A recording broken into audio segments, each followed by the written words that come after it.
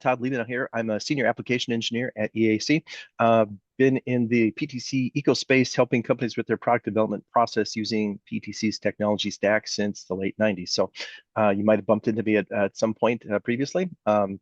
But anyway, that's the long story short of me. And I have the privilege of covering the entire technology stack from PTC. So today we're focusing on Creo and what's new in Creo 12. But get to cover Creo, Windchill, Arbortext, the ThingWorks things, the Before You things, really the full stack. So that's me sort of in a nutshell. I'll turn the camera off. With me today also we have Anthony. I don't know if you have anything to chime in with Anthony. I'll give you the opportunity here before I kick things off. I just would say thanks for the opportunity to present to everybody today, and thanks for jumping on. And Todd, I look forward to your presentation. All Thank you, right. Deb, for coordinating everything. Yes, certainly. Thanks for that. Thanks for the opportunity. If you've taken a look at my screen here, we're not going to go through all of this in its glorious detail. So if you've noticed down here, there's 165 slides in this deck. We're not going to cover all of it, but just to give you an idea that this is one of those releases that is fairly substantial. So let's get to it. I have some slides to get through, some videos, and some live stuff to kind of cover things. So without any further ado, let's go ahead. Hey, Deb, I had a quick question for you, not to put you on the spot too. Is this going to be interactive? People have the opportunity to ask questions. Is that sort of the forum, or how Um, would we like to address that? yes, that's okay. Generally, people are kind of quiet. I think maybe because they know it's recorded, but um, we would like people to jump in and ask questions if there's not following what you're saying. Yeah. Certainly. Okay. Yeah, I certainly welcome that, right? So rather than have me just kind of talk into the vacuum or the void there, people do have questions. I'd encourage that. So Um, okay, with that out of the way, table of contents. As I mentioned, there's a lot of stuff here. I am getting some feedback from somebody. I'm not sure, Dwayne, that might have been you, not to call you out specific. It looks like you're muted now, though. So let's get going, right? So the first thing in, sort of broken out by areas of functionality. And so first up, systems, right? So new version of supported Java with respect to Creo 12. And this is as of Creo 12.4. Not really thinking about Creo Plus with respect to this. We can certainly talk about that if there are questions, but this is the Creo standard sort of on-prem, not the Creo Plus version of Creo Parametric. So support for Creo 12 as is listed. It's only requiring Java 21 if these other criteria are met here. So I don't know if that applies to you, but just keep that in mind that there might be some differences there as far as your Java implementation. Additionally, there's now support of the Microsoft Edge browser in Creo, so that's an option for you. You can specify. Again, there's some settings that you can use that as the default and kind of get that tuned up and configured the way that you like. Along with that, the different levels of licensing. So it's sort of broken out here in long form, if you will. Sometimes we slip and use the technology, the terminology rather, of the T1, T2, T3, etc. Why am I mentioning that, right? So Creo Notebook, which is essentially the MathCAD functionality, is now included in the T2 Creo Design Advanced package and above, right? So you now have the ability to open and create MathCAD worksheets directly from inside Creo Parametric and connect to that way. There's also some changes, enhancements to the configuration editor in Creo Parametric, right? So there's some things that you can set there with respect to toggling values and exporting those configurations. Just a little bit easier to work with that in the new editor for the options. So transitioning to the next major group, user interface or experience sort of things. There's the selection filter here as far as trace, lasso, or box. And it's going to be, I use the term sticky. I guess the official terminology is most recent or preferred. So what we're saying here is that if you manually set that, that's going to remember that. It's going to keep track of what you used last and make that be the same selection option for you the next time you go and select something.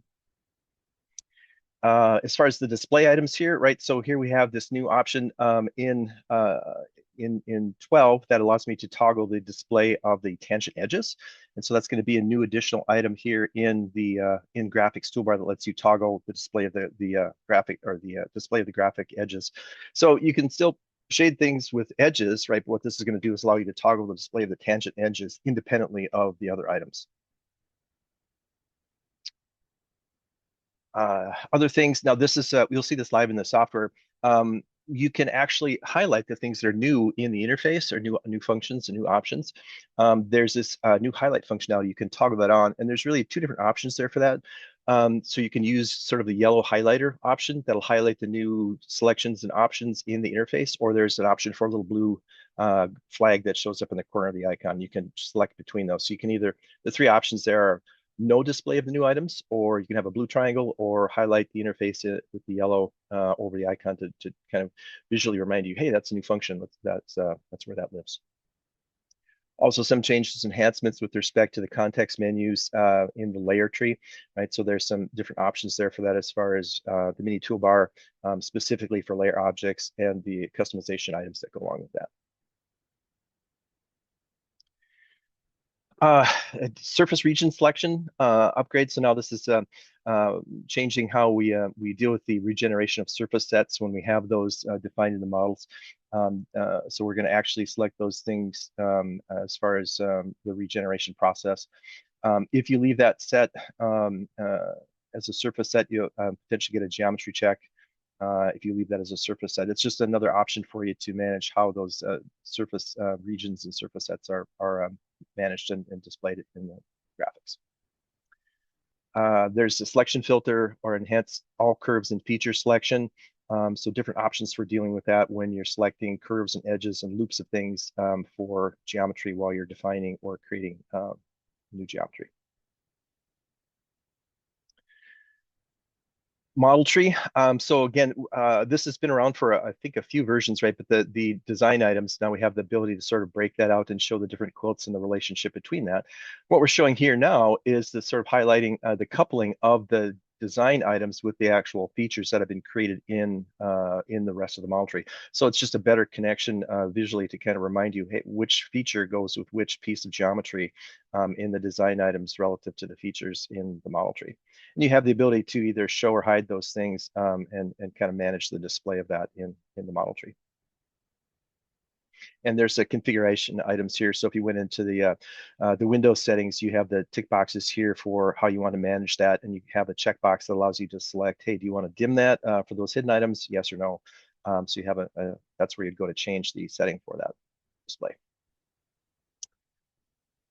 So additionally, in the user experience, additional support for this box, lasso, or trace. I call it scribble select, but I guess the official term is trace.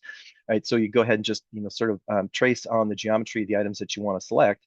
In this case, you have that option now in some additional collectors that weren't there prior to Creo 12. So there's some examples there for shells and merge and copy and paste and those sort of things. It's just an easier way for you to select the geometry on the screen using the box, lasso, or trace functionality.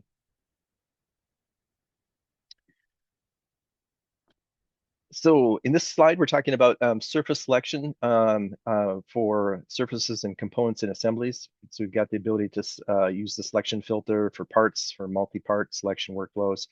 And the idea here is that we're just looking at improving, making it easier for you to select the different items while you're working in the scope of an assembly.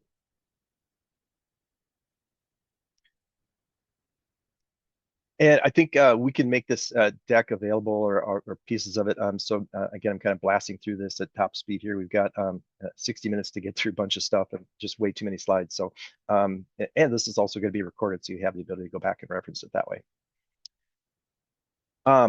This slide talks about map keys and user interface customization. So now you have the ability to break out map keys. The mapkey.pro, we can actually specify that from a explicit directory using the config item there, load map keys from run directory. And then you can use that in conjunction with your UI file and then point to that with that config option. So that basically allows you to streamline the management of the map keys in the UI file to kind of bring that all together and help you manage that a little bit better. And then some user-defined features.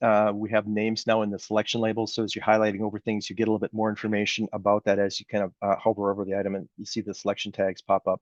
So you can pick from a list or see from the label that pops up the items that have been selected or potentially selected for the action that you're performing.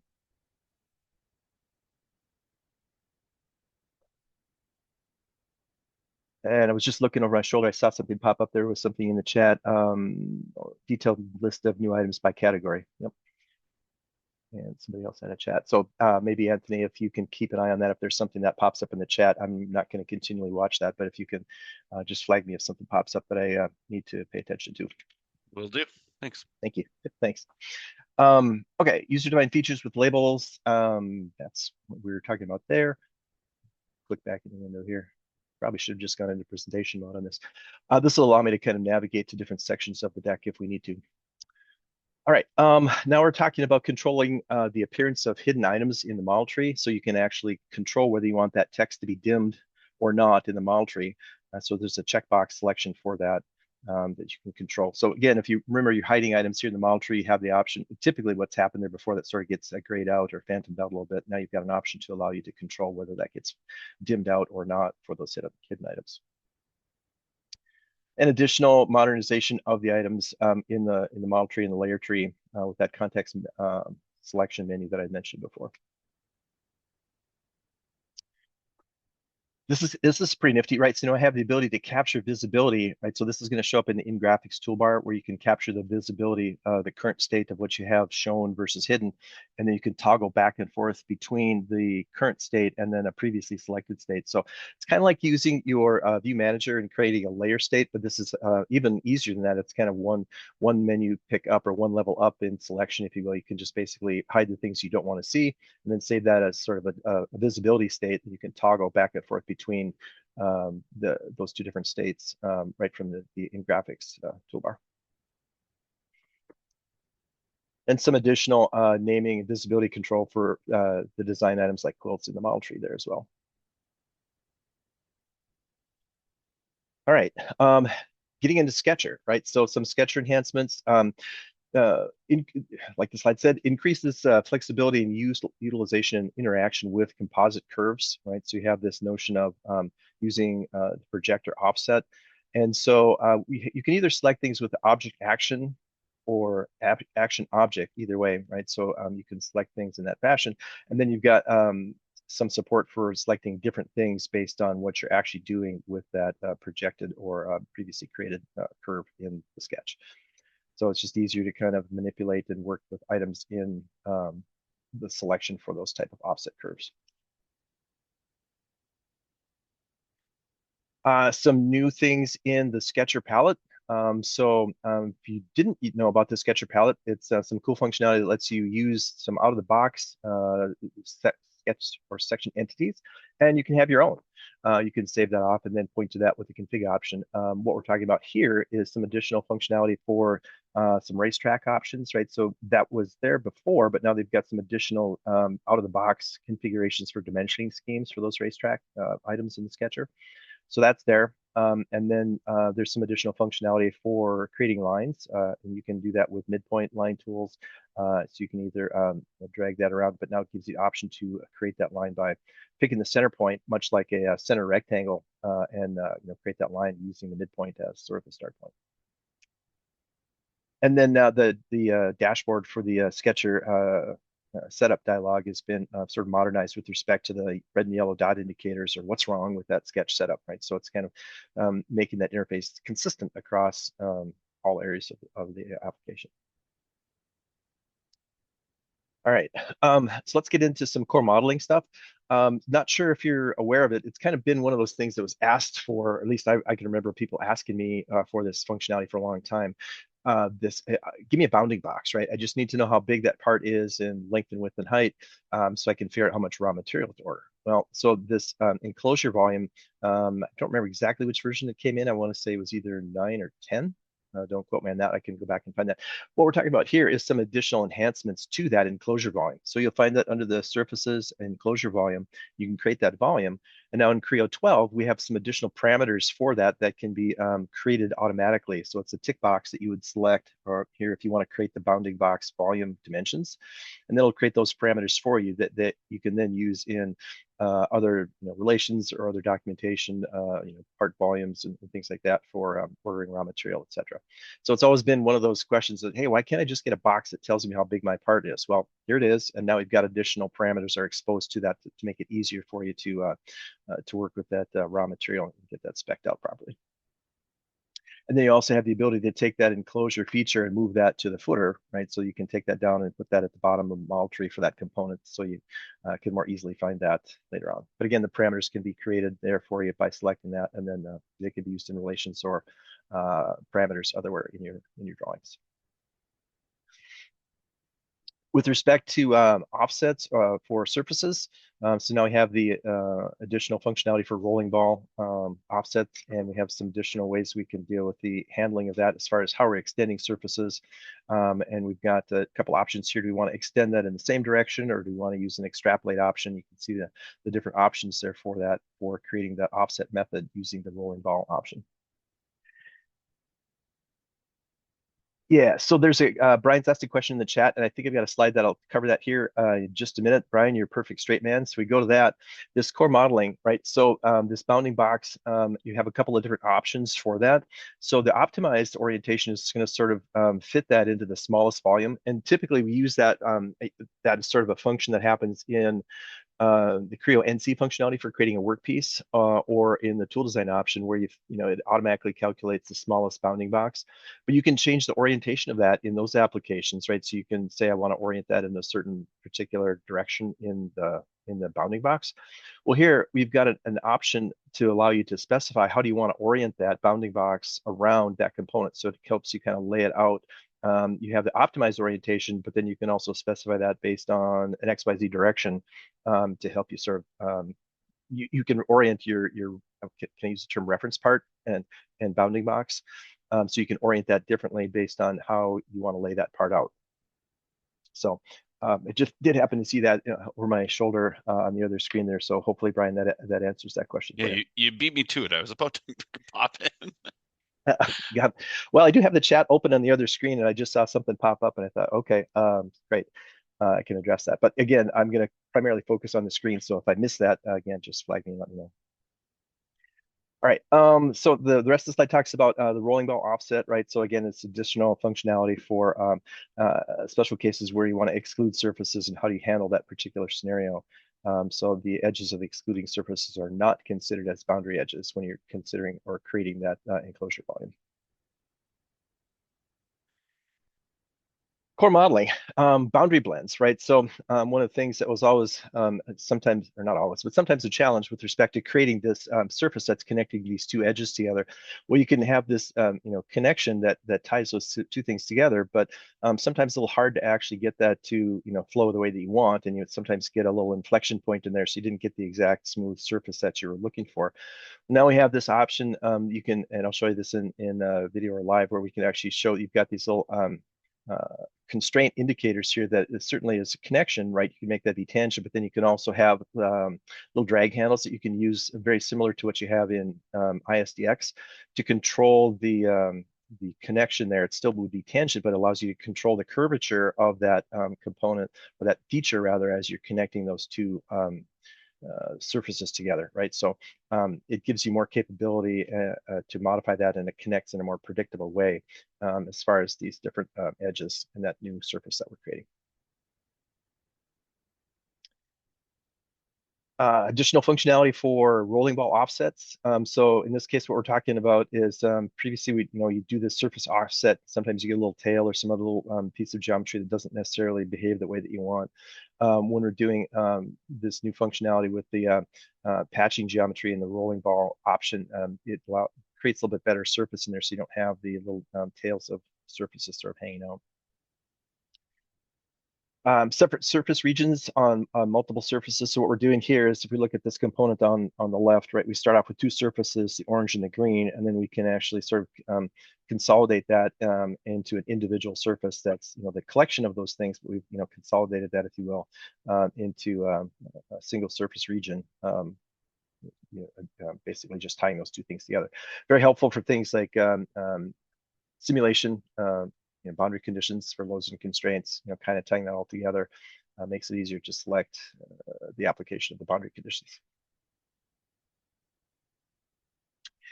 This one, like this one a lot, right? So I think of this as sort of like a little mini UDF or a baby UDF in a way, right? So what we're talking about here is the ability to create and capture the frequently used combinations of things that or settings or parameters, if you will, while you're creating something.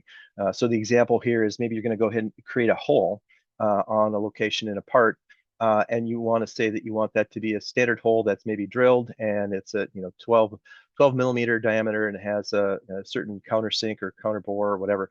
You have all that information that goes through all. We can save that collection of settings, if you will, and then have that be a preset. So you can basically just say, hey, I want to create a new hole at this location, and then just go use the preset, and bang, you can drop that in without having to go back and do all of those other settings that you had before. So if you couple that with the datum point creation or the sketched hole functionality, you can really speed up that the process of creating holes, for example, and apply those standards or presets that you typically use. And as mentioned down here in the bottom, those presets can be saved, right? So they're certainly going to be available in session, but you can also save those or export those into the .ui file. So you can make that consistent, so you don't have to go and recreate that collection of those presets every session, right? That can ride along with that, or even become a company standard, so everybody's using the same sort of presets for all of those features. Again, this is showing this in a hole, but it wouldn't have to just be holes. So these are the supported features. It could be holes or revolves or extrudes or rounds or chamfers or curves by equation. So maybe that's not the right way to think about it, but I think about it like a little meaty user-defined feature. Or it's not a map key, right? It's basically built into the feature, and it's just basically saying, hey, here's the things that I typically use. I'm going to just apply them, and I don't have to specify those things each and every time. So that's super handy.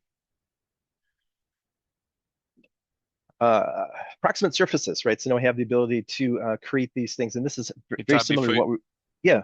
Yep. Before we jump on, there was a question about whether or not you can disable that functionality. Apparently, it can conflict with company-created .hol files, if whole files, if the users can do their own thing. Yeah. Can it be? I don't know if there's a way to turn it off, because I'd have to look at that. I guess you could tell your users not to use that, and kind of force them to use the HOL files. I completely understand the nature of the HOL file and the standardization around that. Strongly encourage that, and certainly have worked with a number of customers to do that sort of thing. But yeah, I don't unless we actually went to the point of including those presets being built off of the information in the whole file, so they work together. So maybe that's another option. I have to admit, I don't know a direct answer to the question, can you turn it off? I don't know. I don't think so, but maybe we take that as an action item and see. Maybe the answer there is to not exclude, but actually build together so you use both. Mm-hmm. There are two more notes. One person asks if that could also just be integrated into Windchill part use. So the preset stuff? I think so. Yeah, I'm looking at the chat. David, I'm not sure. Yeah, David, if you can elaborate a little bit. Yep. I'm trying to script. Oh, sorry. And then I'll let you read Dylan's also, Todd. Yeah, I'm trying to stretch the screen so I can see more. I just was getting one message at a time. Wait to see. Yeah, I mean, so the admin.ui file, kind of like a config.sup file. So you could actually prevent that, right? So you could lock that sort of thing out using that. It's one option. And then integrated into Windchill part use. Yeah, I'm reading the notes there. I imagine it doesn't allow you to override the defined settings, but rather let you define a combination of definitions of depths and counterbores and whatnot. Yeah, I mean, it's really, it doesn't, so if you look at it, right, I can show it in the software live, but what this does is basically, it's giving you this little presets, you pop that open and you see the different options here. This is just basically like your most frequently used thing, right? And so it has these things that you saved. And so ideally, I guess you could have that kind of match what you're set up on your whole diagram or your whole table. But challenge with that is if you have, I don't know, I mean, how many lines are there in your whole tables, in your whole files? I mean, it could be lots, right? So I don't know if you want to necessarily put all of that stuff in here. That might get to be a bit clunky if you have, stuff that scrolls off the bottom of the screen with all the options for holes.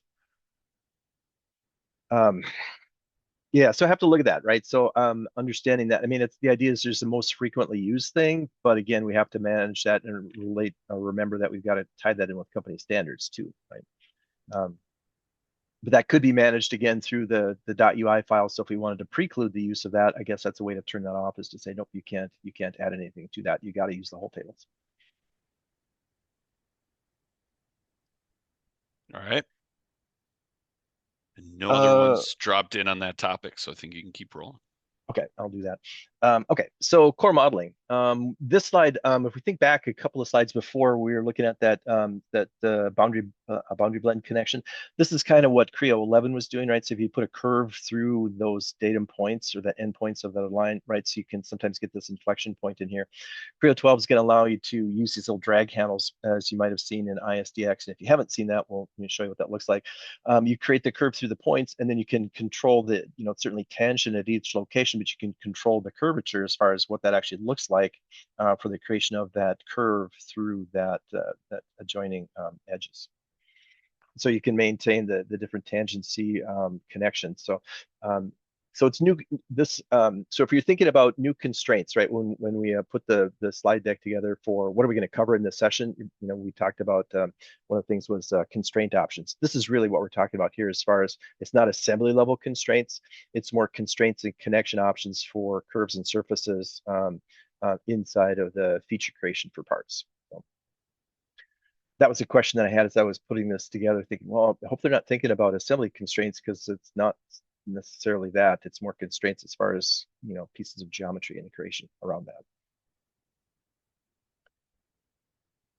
So different ways to control that. It's just easier to deal with those inflection points and the curvature and connections between edges.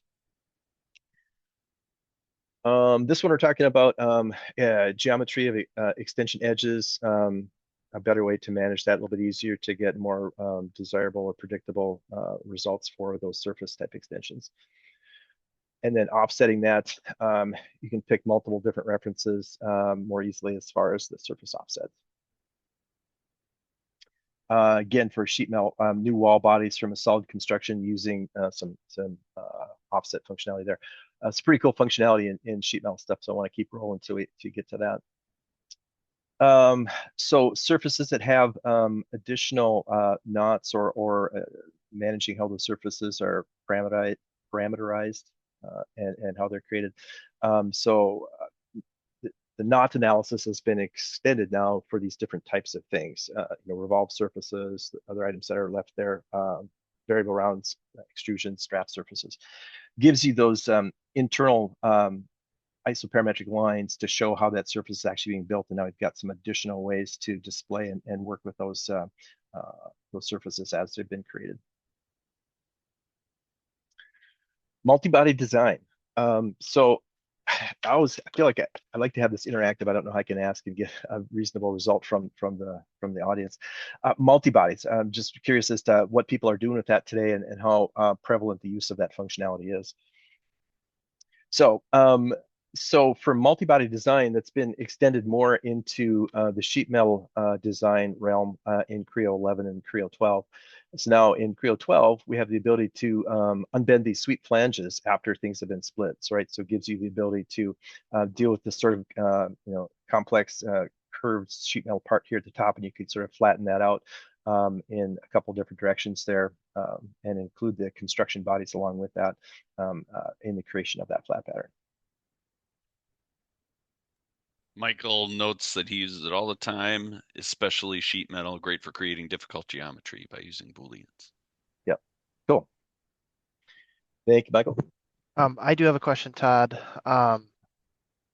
With the addition of multi-body to sheet metal, are you able to mix, like, are you able to create a sheet metal body in a solid part? So you could say do a crimping operation in a solid, like have a separate body that you can, that's like single thickness that you could bend in an operation? So I'm thinking crimping or bending. So yeah, you could essentially do most of your design in that single individual part using multi-bodies, and then you can kind of peel that out and create a flat assembly from that multi-bodied part. So I'm just trying to think about your example. If you had something crimped, that would be a separate body, right? Yeah. And I'm just trying to figure out how would that crimped body manifest itself from the discrete component standpoint. Yeah, because probably the issue would be is you'd have to have a flat state, but yet you have a solid part with mixed sheet metal geometry. It's probably not possible. I was just curious, um, because I we're really looking for is a way to have dynamic deformation on crimp parts, but obviously you have a variable thickness part, but the crimping geometry is all same thickness and you're just bending it. So that's Yeah. really what I'm curious with the multi-body support, if they allow that or not. Yeah. Well, the next slide actually kind of talks about this, and I see Michael had called this out, right? So I was going to talk about this where you can take your multi-body design and then save that out as an assembly. So this is kind of what the visual I had in my mind's eye where we were talking here. Sorry, was that Dylan? Yeah. So this, so you'd have the different bodies for the design, and then you could export that out. So here's that flat um, assembly. For that to different components. So each of these different bodies then becomes its own separate component in that flat assembly for that. So you've got an option to do that sort of thing. Yeah, so I'm just looking at my notes or the chat here, not creating assemblies and exploring different design options. What's that? I can't say this part I want. So there's a sidebar conversation there that's a little bit off of what I was thinking about here on this slide. Come back to that in a minute. So what we're talking about here, Dylan, I don't know if your crimp feature example, for example, be like this little form feature on the side, for example, or something like that, that could, become part of that body. But then I don't know how you actually that crimp would be its own separate form feature or something on that, right? Yeah. Was just And then curious if it was a thing. It's probably really difficult to program something like that. That's why I was just curious because it'd be nice because otherwise you have to construct two separate features and you have to swap it out with flexible modeling or something like that. You have to model two separate features and there's no way really you can show that, hey, this is you have to do a lot of workarounds just to have a crypt part, basically, is what. So that's why I was wondering it'd be great if you could if mix and match sheet metal operations with a solid part and just have them as separate bodies. yeah, well, probably, right? I mean, so I'm just thinking about that too. If you did like a part level program, it could say if this, then show that feature, suppress the other one, and toggle back and forth between the two. So you could do something like that and just toggle one body on and the other one off. So there's probably, so I don't know if you've done anything with the program functionality, but that might be a way you could, because you're effectively suppressing one and resuming the other and then inverting that. So you could do that. I mean, that give you. I mean, I would envision doing that again. And this is not the answer. This is me thinking on the fly, right? So if I said I give myself a parameter that I could toggle one way or the other, and then depending on how that's set, suppress one and resume the other, and then flip the switch and invert the setting.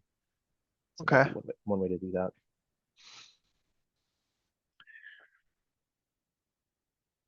Yep.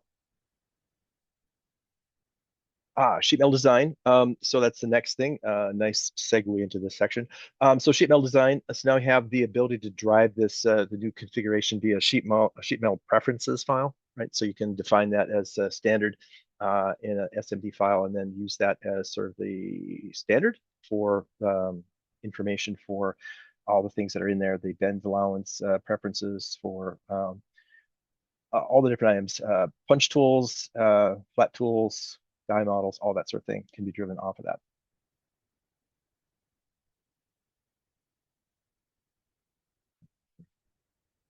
Let's see. The option here for keeping the body, doing a Boolean merge, right? So now we can reuse or modify the bodies in different design steps. So there's an option now in the dashboard for keeping the different bodies as a result of the Boolean merge operation. Enhanced thickness options when we're doing conversions. So if you design as a solid part and then want to do that conversion to a sheet metal part, right? So you've got some new options there. You can link to part. You've got a checkbox to select that, and then you can specify things like your user-defined value or the part thickness value, different ways to drive that thickness of that part. Allows for better top-down design of sheet metal parts and assemblies, right? So that's the multi-bodies or body design in sheet metal really came quite a bit forward, enhanced functionality in 11, and now we're going even further in that in Creo 12. Subsequent here, so now there's more support for full dependent mirroring of features. So you've got that option with the fully dependent options to vary when you're mirroring those sheet metal things.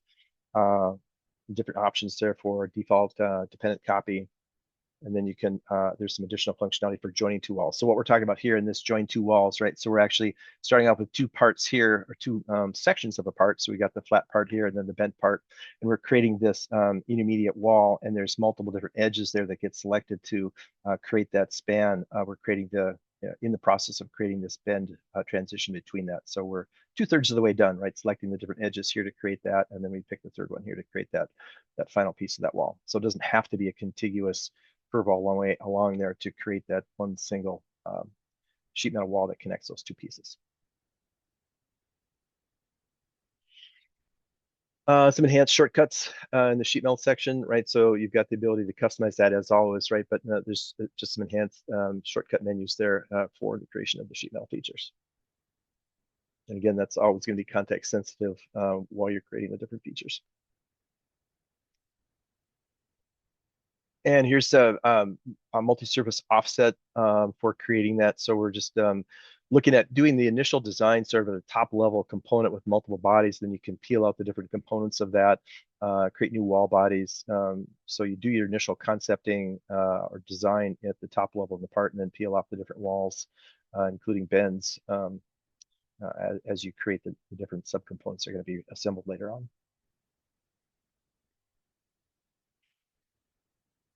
Bend allowance for material, different ways to tie that together. Again, with the preferences file, you can drive that values for material for the parts that's defined at the part level. And then you could also import additional conversions as needed. And again, an option of keeping the body in the Boolean merge operations there. So, and a couple of other model check enhancements for sheet metal overlap and sheet metal rule check. So if you're looking for things that are overlapping in the bodies, and then violations for design rules for different things, overlapping parts or holes too close to edges or those sorts of things. Not sure, I wasn't going to talk about warp much. Here's where I was going to kind of bounce into different areas of that. ISDX kind of can go where the audience wants to go here on this a little bit. There's some composite stuff. I'm just going to throw some other items here. Weld, ECAD, MCAD, detailing MBD. Let's actually show some of the stuff here in, just drag this over here and kind of give you a top level overview. I can show this live too in the software, but this particular video is kind of going to take us through. There's the enabling, the highlighting. So just kind of show some of the things that we had discussed, right? So we're looking at either the triangle or the yellow highlighting option for the new functionality. And then you can also set this here in the configuration, right? So as a Creo 4 or 12.4 rather, you can set that option. So when we open up this gunboat assembly, kind of from the top level, you'll see that there's some things that are highlighted in the interface that are going to be new functionality. So here in our in-graphics toolbar, we can see new items here. This is our tangent edge display, and these are going to be the different display items for visibility. And so just kind of wheel through this a little bit and kind of show how that works. We're just still shading with edges, but we've taken out the tangent edges of the curve there and kind of toggling back and forth with that. And so if we focus in on a subset of that, right? So we want to capture that as a visibility state, right? And then I can go back and toggle back and forth between that. So it's very much like your view manager, the layer states, but it's actually even easier than that, right? Because it allows you to just create things graphically on the screen and then just set it, and you can flip back and forth between those two different options. So now in this case, we're going to kind of zoom in on some different items here relative to the, well, if you haven't done this, right, the displaying of the different combined states makes it super easy to focus in on my design task, what I'm looking at. In this case, we're going to look at those presets for the holes, right? So we're going to turn on some datum points and axes, and then show the creation of a hole, and then saving off the presets for that. So again, if I just pause this right here, right. So here in the presets is where you're going to find that, right? So you basically, the operation is you go through and create the hole like you normally would. And then when you've got it all tuned up the way that you want, you can go back into the presets and then save that particular, collection of items. And then you can use that or deploy that again for subsequent holes, right? So standard function here, right? So go ahead and get this all tuned up with the diameter, the through all, the size of the countersink, all that stuff. Right, then you go back and save that, right? So there's the list of items that were available or previously set in the session. and then I can go back and just finish that off, right? So this is why I say it's sort of a little mini UDF. I'm going to go back and actually use the preset and then just pick on the whole location and I'm done, right? So it makes it pretty easy to do that. Again, reference previous conversation about company standards and whatnot, but that's how that functionality would work as far as using the preset values to create those new features.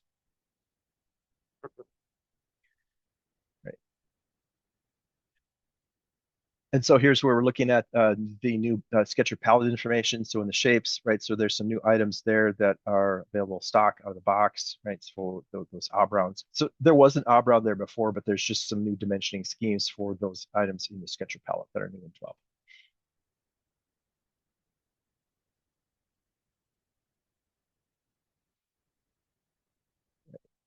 So standard kind of stuff there. And in the presets, again, if you wanted to save that off as a preset, you can do that and give it some names there so that ideally that would be set to company standards, or that could even reference that. And the Sketcher palette can help with that though too.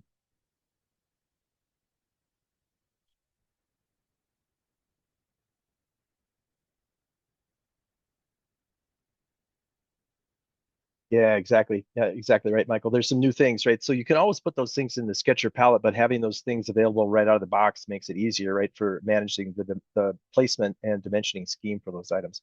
Right? So there's some additional datum items in there. If you didn't know or weren't aware, right, there's the ability in the Sketcher to create datum features, so points and coordinate systems that make it easier to actually create those datums while you're in the context of creating that sketch. Makes it easier for placing those features or creating axes and those sorts of things, and real coordinate systems in the context of a Sketcher. And here we're actually creating that enclosure volume, and we've taken that and put that at the footer of the model tree there. So next up would be some sheet metal functionality. We'll take a look at this sheet metal enclosure and kind of focus in on that. And so now we're going to kind of look at the different creation of some copying of those walls and managing the relief cutouts and that sort of thing. Noticing too that the interface is highlighting those new functions in yellow. So that's kind of what's going on there. So we'll take a look at creating this this tab and basically copying that, mirroring that across that that midline, and then we'll look at the different ways to manage the relief knockouts there on the edges of those tabs, and we'll mirror that back over to the other side of the part. So again, looking at the fully dependent with options to vary option for the sheet metal features. So we're basically made a copy of that across the midline, right? And then we'll change, notice that there's the obround knockout there for that relief. We'll go back and change the original, change that to a rectangular type knockout, and then notice that the other one is going to update automatically for us. And so we'll go back and take a look at the other one. Right, so it's updated directly. And then we can take those two items and then mirror that back across the other midline of the part. And then when we're all done with that, we'll look at kind of spinning that off and making a flat assembly of those items.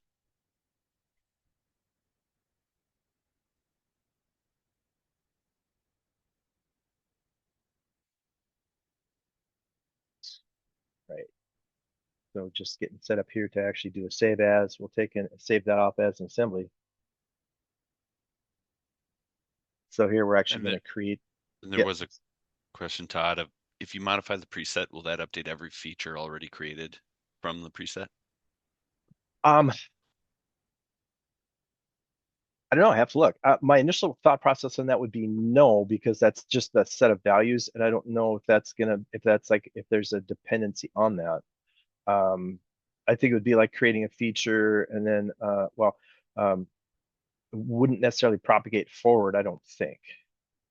Again, I'd have to look. I admittedly don't know the answer to that off the top of my head, so we can find out. So what we're looking at now, I believe, is opening up this step model, right? So I'm just going to pause there for a second because that kind of I was answering the question.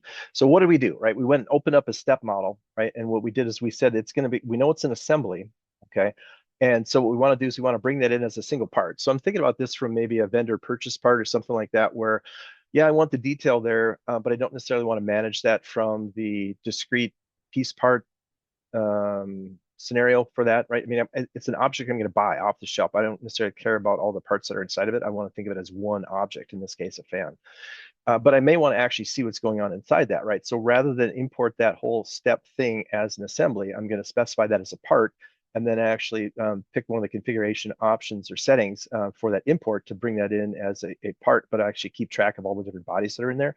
So what's going to happen is we're going to look at this design items, pop that open, and we're going to see that there's 37 or 38 different bodies inside there. So it keeps track of all of the different items that are inside there, but it's still going to treat that from a bill of material standpoint as a single discrete item, but still gives me the option to deal with those other components or do things with that if I need to.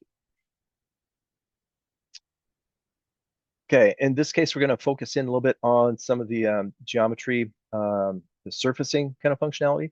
So what we're going to do is take a look at this component, and from here, notice that we're going to create a curve through those points, and I'm just going to pause this again here. So what we're talking about, again, these different constraints that I mentioned before, really what that is the different glyphs or the information here, the little icons that help me control that. And notice what I'm doing, right? I'm creating a curve through those points, and then I'm going to use sort of that drag handle that's on the end of this thing to kind of control the curvature of that, right? It's certainly tangent to the green line, right? Goes through those 2 points, but I'm making it tangent. And then I'm also controlling the curvature at that location by using the drag handle. Similar to what we do in ISDX to create and control the surfaces or the curves that go through surfaces. Same thing in the bottom, right? We're going to pick that and make that be tangent. And then I can use the handles there to say, okay, well, that's going to give me the ability to control how that shape gets made.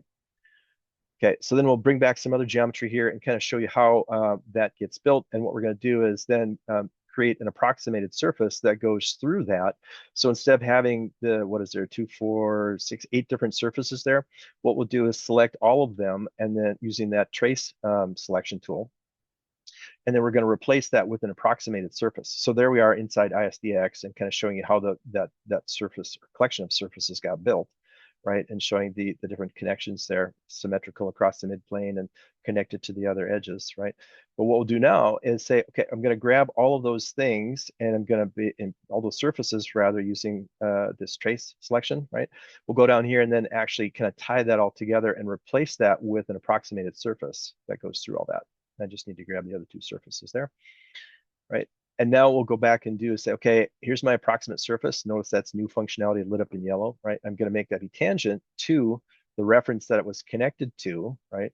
And I've got a couple options for how that's going to be managed, whether it's going to be strictly connected or if it's more relaxed going through there. But now we've got that one single surface that goes through that that end of that arm, as opposed to whatever it was, 6 or 8 different surfaces that go through there. And here we're just showing you some of the offset functionality using those drag handles for manipulating the direction and shape of that.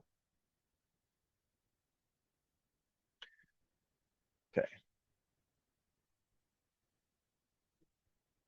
And again, just kind of bringing that back and showing you the different orientation, kind of where we started and where we ended. So that's an overview of the kind of the core functionality with respect to 12. There's some other things that I was going to get to. I'm trying to do a time check. What do I have? About 10 minutes left, unless there's Q&A that we have at the end. I was going to jump into some of the simulation things, if that's appropriate, or if there was other questions on other things we could look at. I think you keep rolling. Let's target, like, I don't know, 5-6 minutes, so there's time to ask some questions at the end if people want. Okay. I'll go here and then. then there was one question that popped in asking if you could share the PowerPoint. Yeah, I do. I've saved that off as a PDF because there's 165 slides and I cannot email this. It's a monster, but I have a PDF that I think is about 10 megs. So I'm going to let Anthony, you and Deb can iron out where do I send that so you guys can distribute that. But yes. Deal. Cool. All right. Creo Simulate Live, right? So some cool new stuff here, right, with respect to results display. So we have the ability now, if we did The more advanced version of CSL does some flow analysis, internal and external. And we had this functionality for putting a slicing plane through the results model and kind of seeing the vectors of the flow and whatnot. Well, now we can do that same sort of thing with respect to vectors and direction field for stresses and thermal and modal results along with the fluids, right? So we can kind of see the force kind of flow through the component on this display plane, right? So it's not just fluids that can see that, right? So you can kind of see this is a solid component. We can see the vectors kind of rotating around that. We've got a sort of a section plane that cuts through the part, so I can actually kind of see more intuitively how the stress is actually flowing through that component. So that's there. There's some new solvers, partnership with ANSYS and PTC. They're bringing forward their newest, latest, greatest solvers in 12. So on this slide and the next, you'll see that there's 2024 R2 and a 2025 version of the solver that's been included for both Creo Simulate Live and Creo ANSYS. Right, so it's 25 R1, and so it gives us faster and more accurate results for all physics, right? So it's basically just taking advantage of all the enhancements in ANSYS' solver inside the Creo parametric interface.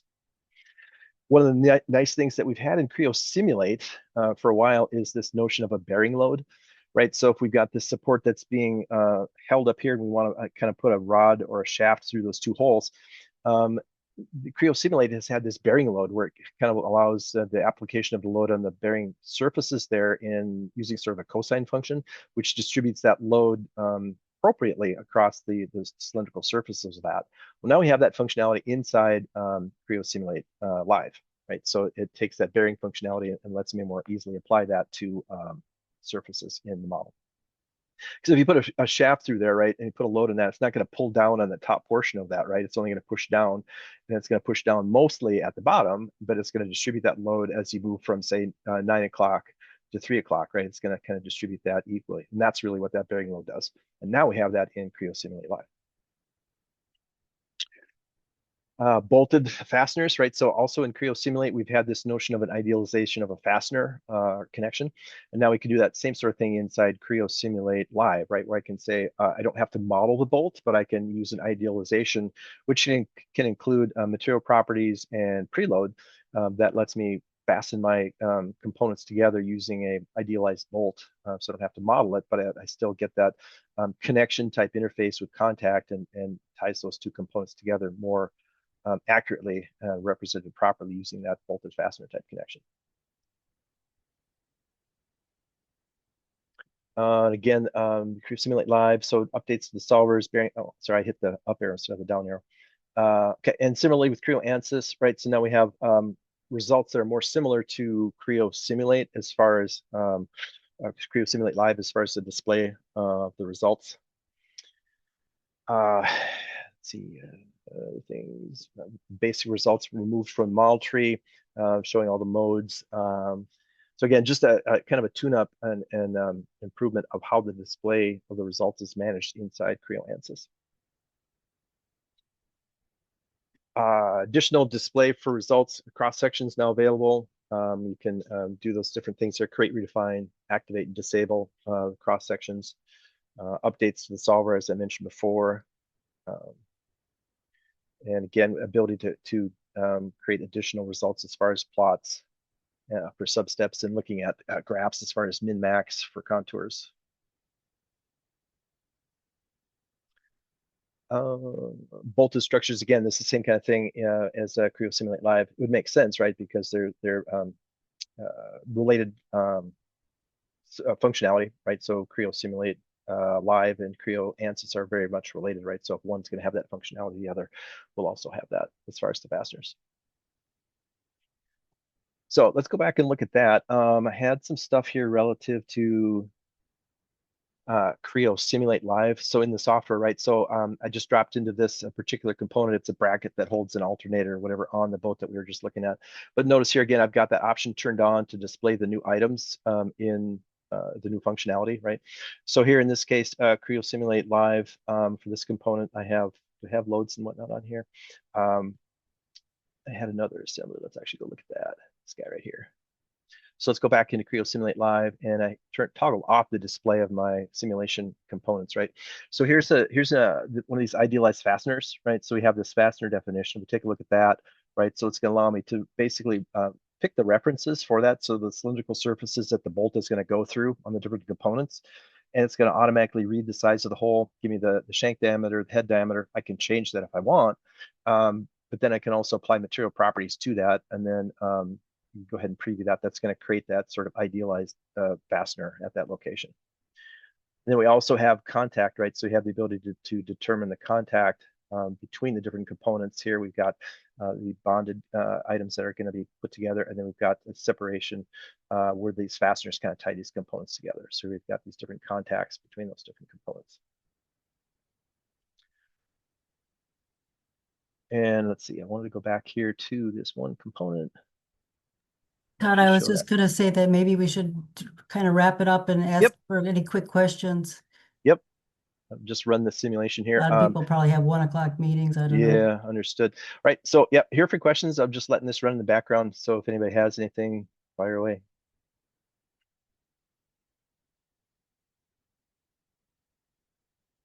Todd, are you guys presenting this at the Las Vegas PTC user event? Because this would be a really great topic. I don't know if you guys are planning to. I'm not specifically, unless Anthony can speak to that. I don't know if we're sending somebody. I'm not explicitly scheduled, but nope, we're still waiting to hear back on sessions. I think we've thrown our hat in the ring for PLM and Arbortext, but I don't think a Creo is new. Yeah, I knew this would be kind of a jam-packed hour.